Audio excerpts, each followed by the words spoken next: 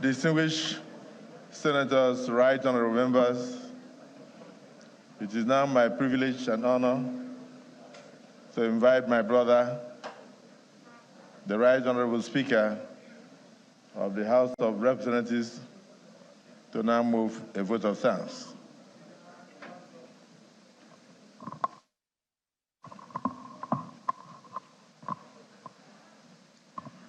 The President of the Federal Republic of Nigeria, Senator Bola Ahmed Tinubu, GCFR, the Vice President of the Federal Republic of Nigeria, GCON, Senator Kashim Shettima, the President of the Senate, my good brother, Senator Gosul Akpabio, the Deputy Senate President, Senator Barrow, the Deputy Speaker, Raul Benjamin Okazikalu, the Secretary to the Government of the Federation, Senator George Akume, the Chief of Staff to the President, Right Honorable Femi Gbajabiamila, the leadership of the Senate and the House of Representatives, the Chairman of APC, Governor Abdullahi Ganduje, the entire cabinet of Mr. President here present, executive governors here present, other government officials here present, the entire management and staff of the National Assembly here present, members of the press, distinguished ladies and gentlemen.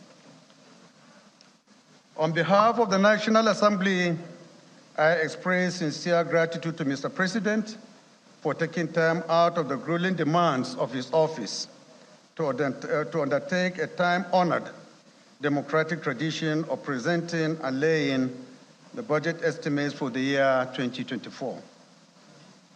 Your presence in this hallowed chamber, Your Excellency, is indeed historic, not only because it represents your first address to the joint session of the National Assembly as the 16th President of the Federal Republic of Nigeria, but also because it represents a homecoming for you.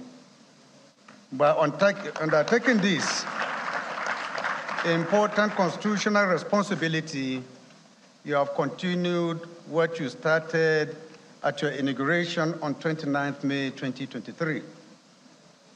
All your actions since then have been bold, decisive, and purposeful. They indicate your resolve to make decisions that may be hard but necessary to remedy past errors and put Nigeria on the path of economic recovery, security, and development. We commend you for your courageous and determined leadership. Your Excellency, sir, your administration's renewed hope agenda is the philosophical foundation of the legislative agenda of the 10th House of Representatives. We have developed a detailed roadmap to ensure that the legislature supports, promotes, and oversees the strategic objectives of this government. A major thematic area of our agenda is economic growth and development. We recognize the role that Parliament plays in shaping the economic trajectory and the role that we play in influencing economic development. Towards this end, the National Assembly will support the government policies and programs targeted at alleviating poverty, economic restructuring and diversification, as well as social sector reform and development. For the first time in our legislative history, the 10th House of Representatives created monitoring and evaluation committees to ensure effective implementation of the budget and Mr. President's 8-point agenda, among others. I'm happy to report to Mr. President that the legislative agenda was on 4th November 2023 unveiled to the Nigerian public through the distinguished chairmanship of the Senate President, distinguished Senate President Gosul Akpabio. Mr. President, it is a well-known fact that millions of our constituents are living through incredibly difficult times. For this reason, they also look to your own administration to provide quick and sustainable solutions. The antecedents of the president and your track record in governance inspire a lot of people and hope in Nigerians. Mr. President, it is for this reason that we cannot afford to fail Nigerians. If anyone can change the road and chart a new course for Nigeria, it is emphatically you. I have no doubt whatsoever that you can measure up to the expectations of Nigeria through your visionary leadership and commitment to the National Assembly. Accordingly, the budget laid before us today should not be seen as a mere financial document, but a reflection of our collective resolve to address the most critical needs of our long-suffering citizens. In order to promote economic growth and development, the 2024 budget should prioritize social welfare programs to help reduce poverty and inequality. Equally important is job creation and youth empowerment in view of the large and ever-growing youth population. Failure to do this means failure to invest in our future. This budget must also prioritize investment in education and healthcare, which is critical to human capital development and a more productive workforce. Infrastructure development is another critical area of importance, which is crucial for economic growth. The biggest challenge, however, is balancing these priorities within the constraints of available resources. In view of this, and the related challenge of high level of public debt, the National Assembly will ensure that the 2024 budget includes concrete strategies for sustainable debt management, including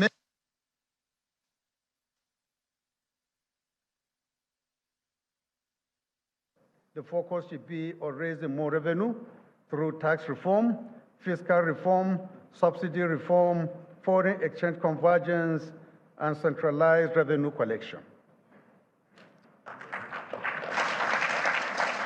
In our recent engagement with MDAs on the MTEF, we emphasized the need for revenue-generating agencies to double their targets to meet the 18 trillion revenue projected in the budget. Mr. President, the effectiveness and legitimacy of fiscal policies depend to a very large extent on public support. As the People's House, and in line with our legislative agenda, the House of Representatives will convene the first National Citizens Budget Town Hall to harness public input and opinion on this budget. We are convinced that this will increase transparency and accountability, improve policy making, and increase trust in government. Public participation in the budgetary process has been shown to improve resource allocation and service delivery, as well as a more stable and robust economy. By seeking inputs from citizens, we aim to understand their local needs and preferences better and allocate resources more effectively. Your Excellency, going forward, will also work to institutionalize pre-budget engagements with the executive to further improve and hasten the budget process.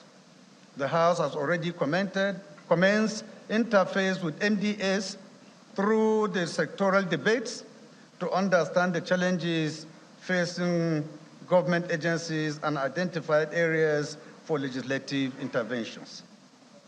All of these efforts are geared towards ensuring that we provide the necessary legislative support to your administration's renewed hope agenda. Your Excellency, I cannot conclude my remarks without highlighting some of the perennial problems that have hampered the budget process in Nigeria. These are well known to Mr. President, who is an experienced ex-legislator. Although the government budget is an important tool for economic management and promoting growth and development, it has generally not met the expectation of improved service delivery and development. This has largely been due to challenges relating to budget enactment, budget implementation, and budget oversight.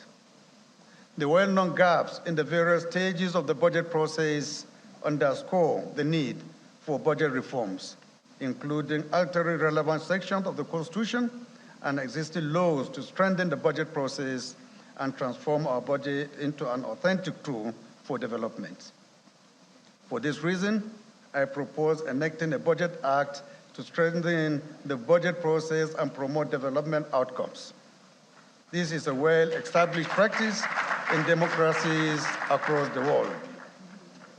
Mr. President, let me, on behalf of my colleagues in the National Assembly, assure you that we'll give this bill the utmost priority it deserves. Where we give it accelerated consideration, we will diligently scrutinize it alongside Nigerians to ensure that when it is passed, it will be a budget that best addresses the most critical needs of our people. Accordingly, we seek the cooperation of all heads of MDAs, especially during budget defense by committees. We shall thoroughly examine various aspects of the budget proposals, including economic feasibility, allocation and utilization of funds, and sustainability of proposed fiscal policies. This is essential for maintaining checks and balances and ensuring that government spending aligns with national priorities and is conducted transparently and efficiently. Therefore, I urge all stakeholders to approach the deliberations on this budget with a sense of purpose and commitment to national development. Distinguished senators, honorable members of the People's House, we must proceed with the huge task ahead. The next couple of weeks will be tough and demanding for us, but I do not doubt our capacity to effectively and speedily discharge our constitutional mandate. We must ensure that the budget, when finally passed, meets the expectation of the people we represent. We must equally follow through the implementation processes through our various oversight engagements. Mr. President, let me conclude by a short vote of thanks. My short vote of thanks by once again thanking you for undertaking this important exercise of budget presentation. To the National Assembly, I wish to categorically express the assurances of the 10th Assembly to work with you to ensure that you succeed and also Nigeria succeeds. Thank you, and may God continue to bless the Federal Republic of Nigeria.